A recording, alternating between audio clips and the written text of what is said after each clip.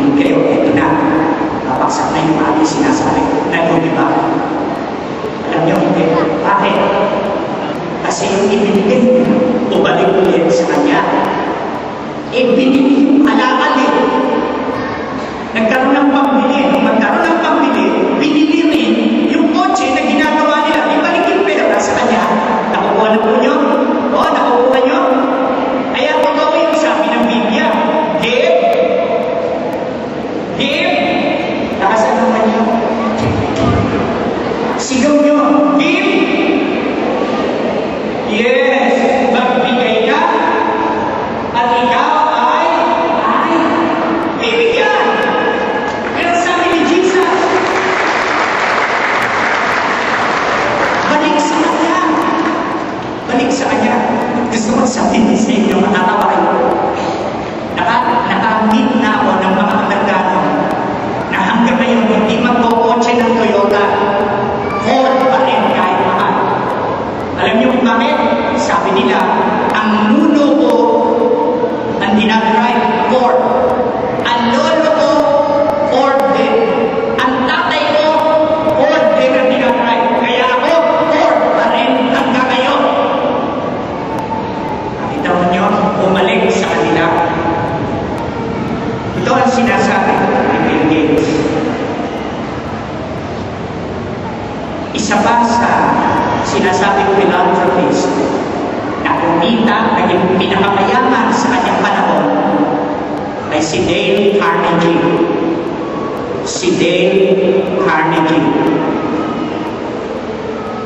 Ang tao nito, ang kanyang kayamanan, kinuha niya.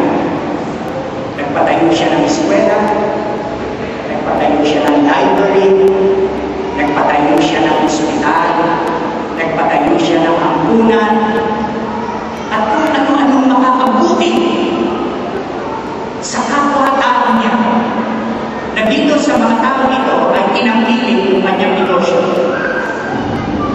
Kamusta tayo sa panahon, no?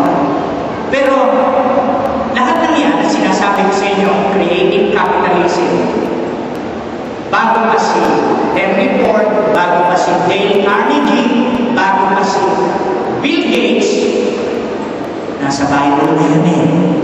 Nasa Bible na yan. Yung kinita mo, yung tinubo mo, yung binigay sa iyo, sabihin na natin ng awis mo at dugo mo, kailangan wag mong sakinin na para sa iyo. Kung hindi, idawin mo ang kapwa mo na mahirap. Tignan nyo ha, babasa tayo ng ilang mga talata sa Biblia. Levitico. Titignan nyo kung gaano makanta na to, yung creative capitalism, no? Na sinasabi nila. Nilagyan lang nila yan ng bagong pangalan. Pero Levitico 18 verse 9. Verse 9. Teka. 19 verse 9. Tingnan nyo ha. 9. At pagka gagapas kayo ng mga buhay sa inyong lupain, ito yung mayayamang farmers. Tinuturuan sila ng Diyos. Pag-aanihin mo na, gagapasin mo na yung buhay ng mga trigo sa iyong lupain. Huwag ninyong pakakagapasin ang mga sulok ng inyong bukid. Huwag niyong kakalbuhin at uubusin lahat yung ani. At magiging ninyo na. Huwag ninyong pamulutan ang inyong lupang ginagapasan. Kasi pag nag-ani ka, nahulog yung trigo, huwag nyo na pupulutin yun. Huwag kayong masyadong sumakang ang sinasabi. Tapos, sabi ng Diyos sa audio, at huwag ninyong sisimutin ang inyong ubasan. Palagay ko, pagka tayo dito ay nakapagtanim ng ubas, ay siguro lalagyan nyo ng bakal na bakal. Pero sabi rito, huwag niyong uubusin yung inyong ubas. Huwag ninyong pupulutin ang bungang nahulog sa inyong ubasan. Sa duha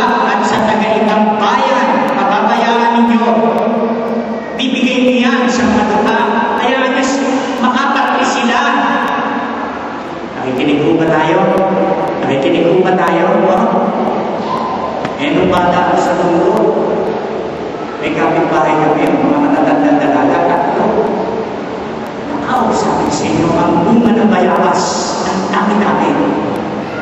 Nanghihingi kami, hingi nga ako. Itong ikasyalan pag nakita mo yung ganung bayabas, natatakanta ka hingi nga ako, ayaw. Pagkukulog lang. Kung nakukulog, ayaw. Bandang huli, nagnanakaw na kami. Pupunta kami sa loob. So, ang ginawa, nilagyan ng kuryente. Yung bakod, nilagyan ng kuryente.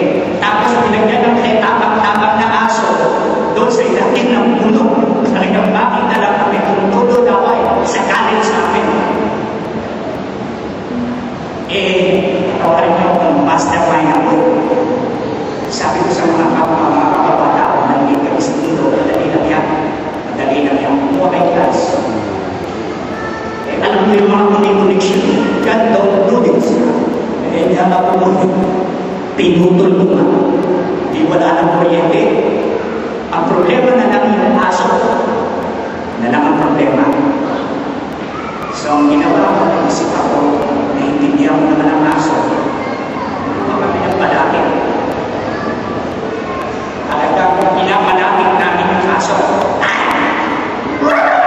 Iyak yung aso. Napalatingin.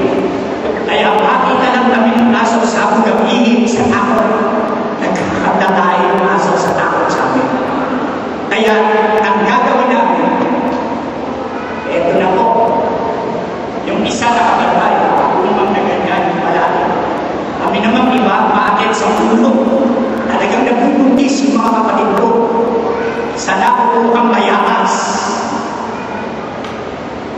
Kapakasan ang ginawa ng may-ari ng matatandang dalaga, pinaputol na lang yung bayabas. Nawalan sila ng bayabas, nawalan din kami. Pare-pareho kami nawalan. Ganyan ang mangyayari pagka makasarili tayo at maramo tayo. Bukas makalawa, wala nang bibili yung mga kalaban na mahihirapan na yan. Hindi nila sige.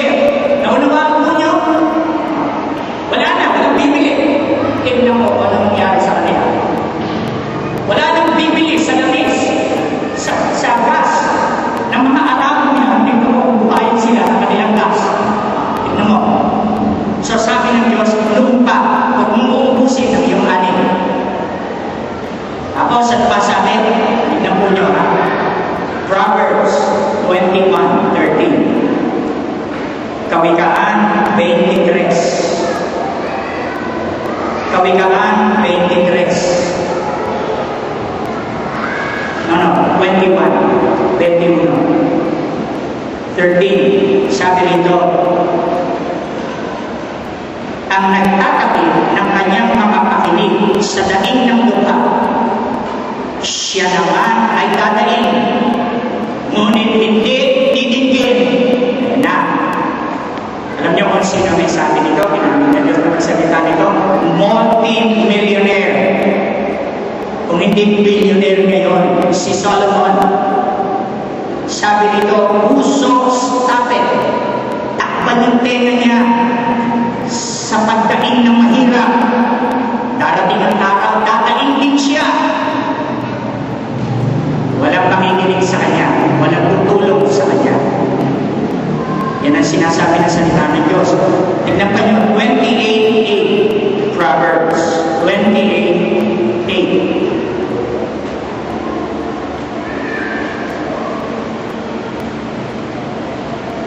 Sabi rito, ang nagpapalago ng kanyang yaman sa tubo at sa pakinaba ay pumipisang sa ganang may awa sa dukha.